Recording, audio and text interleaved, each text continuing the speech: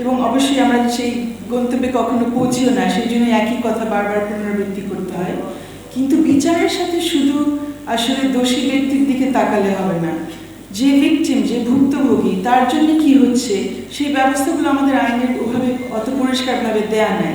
ওই ভুক্তভোগী ব্যক্তি যে তার নামে যে বিচারটা হচ্ছে সেখানে সে যে অংশগ্রহণ করার সুযোগ পাবে সেটাও কিন্তু নাই। সে একবার সাক্ষী দেওয়ার সুযোগ পায়, তার বাইরে তাকে বলাও হয় না যে মামলা কোন দিকে যাচ্ছে, কি হচ্ছে, আদৌ কিছু হচ্ছে কিনা। তো ওই ভুক্তভোগীর যেমন অংশগ্রহণের ব্যবস্থা নেই, ভুক্তভোগীর ক্ষতিপূরণের ব্যাপারটাও কিন্তু সেভাবে আমাদের আইনগুলো দেখে না, বিশেষ করে কর্মসংস্থানে যে দুর্ঘটনাগুলো ঘটে সেই ক্ষেত্রে। একটু ফিরে আসি সেই কোর্টের রায়ের ব্যাপারে, কোর্টের আদেশের ব্যাপারে। কোর্ট যে আদেশটা দিল সেই আদেশের বলে একটি কমিটি স্থাপন করা হলো। ওই কমিটিতে আমাদের আকাশ ভাই ছিলেন, প্রফেসর আকাশ ছিলেন এবং অত্যন্ত গুরুত্বপূর্ণ ভূমিকা পালন করেছিলেন। আশা করছি ওনার কাছ থেকে সেটা সম্পূর্ণ শুনবেন। ওনারা কমিটি কিন্তু ওনাদের কাজ সম্পূর্ণ করেছেন 1 দশক আগে, সম্ভবত 1 যুগ আগে রানা প্লাজা ধসে গেল, 1 দশক আগে তাদের কাজও সম্পূর্ণ হয়েছে।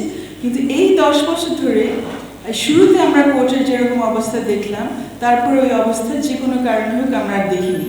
এই রানা প্লাজার এত বড় একটা ফাইল, বিভিন্ন কর্তৃপক্ষ থেকে সেখানে জবাব এসছে যে তাদের বিরুদ্ধে যেসব অভিযোগ নিয়ে আসা হয়েছে, যে দায়িত্বে অবহেলা, এক একজন অনুমতি দিয়ে দিয়েছে একটা বিল্ডিং করার জন্য কিন্তু কোনো আইন মানা হয়নি।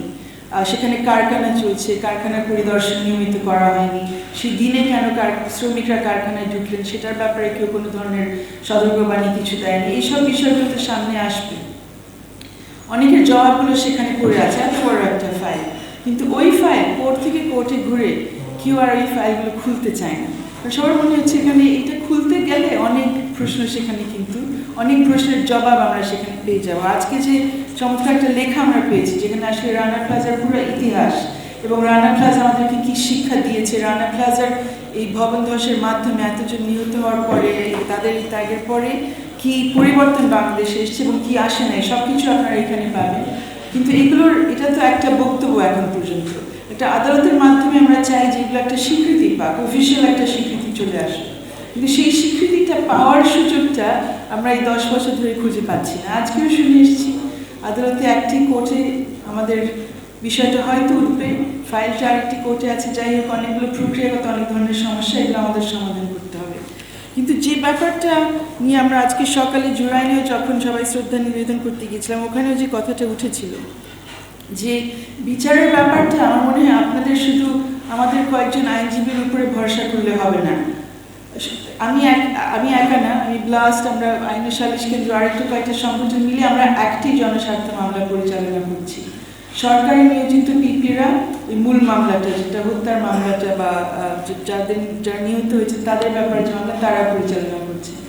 শ্রম আইনের অধীনে যে মামলা হয়েছে সেটা পরিচালনা করার কোনো আইনজীবী এখন অবধি সরকার নিয়োগ করে নাই। অদ্ভুত ব্যাপার, 1 যুগ পার হয়ে যাওয়ার পরে।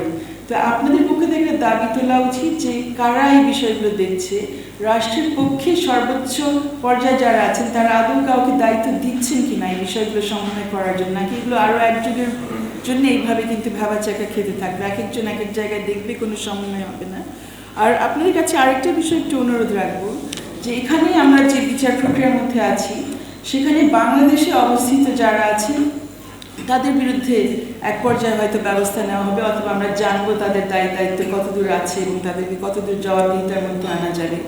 কিন্তু দেশের বাইরে যারা, এই যে ব্র্যান্ডগুলো, যারা আমাদের এখান থেকে এই তৈরি করা পোশাক যারা আমদানি করছেন তাদের দেশ